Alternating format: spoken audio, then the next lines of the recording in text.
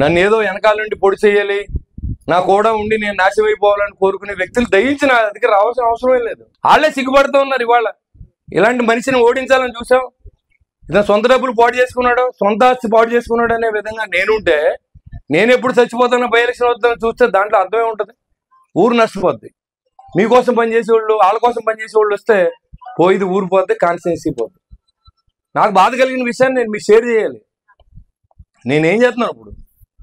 డబ్బులు ఇస్తే డాక్టర్ గారికి ఇమ్మన్నాను, డబ్బులు ఇస్తే అనిల్కి ఇమ్మన్నాను, డబ్బులు ఇస్తే ఎవరికైనా ఇమ్మని చెప్పాను.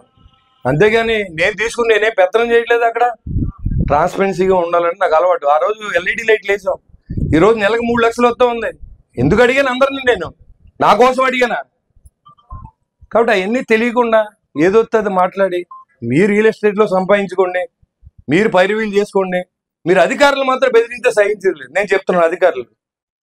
కాబట్టి దయించి అందరూ కూడా, అన్ని పార్టీ మిత్రులందరూ కూడా, మీకు ఏ ఇబ్బంది ఉన్నా, మీకు వైసీపీ నాయకులు కూడా చెప్తున్నా, గెలిచే వరకు రాజకీయం, గెలిచిన తర్వాత అందరికీ సేవే భావంగా పనిచేస్తాం. వాళ్ళు కూడా మనుషులే కదా. ఎవరో ఇష్టం వచ్చిన పార్టీకి వాళ్ళు చేసిన హక్కుని రాజ్యాంగం మనకి ఇచ్చింది, దాన్ని నేనే తప్పుపట్టట్లేదు. కానీ కొంతమంది ఉద్దేశపూర్వకంగా నా మీద కొంతమంది ఎస్సీ సోదరులని గొడవ పంపించిన వ్యక్తులు మాత్రం నేను నా గుమ్మలోకి రానివ్వను. అంతవరకు అలాంటి వాళ్ళు 3-4 ఉన్నారు నాకు, అంతే.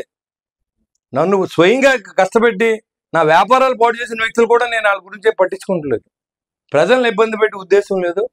ఏ పార్టీ అయినా సామాన్యుడికి నా తలుపులు ఎప్పుడు తెరిచే ఉంటాయి. మీకు ఏ ఇబ్బంది ఉన్నా నేను పనిచేయడానికి సిద్ధంగా ఉన్నాను. నేను ఎవరిని సాధించాలని అనుకుంటలేదు. ఎందుకంటే సాధించాక నేను ఎవరిని, నా ఒంట్లో శరీరంలో ఉన్న భాగాలే నా మాటేను. ట్యాబ్లెట్ అయిపోతే నా మాట వినాలని ఎందుకు అనుకుంటాను నేను? ఇవాళ నేను అడిగితే కాదనకుండా ₹1 కోటి 80 లక్షల పైన సీఎం రిలీఫ్ ఫండ్ ఇచ్చారు.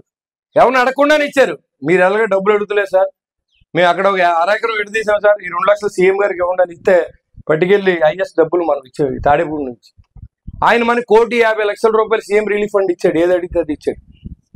ఇవాళ సీఎం రిలీఫ్ ఫండ్ ఇచ్చినా, ఇవాళ డెవలప్మెంట్ చేసినా ప్రజల సహకారాన్ని, ప్రజల భాగస్వామ్యం చేయడం నాకు తెలుసు. కాబట్టి నేను దాన్ని ప్రయత్నం చేసి సక్సెస్ అయ్యాను నేను అనుకుంటున్నాను.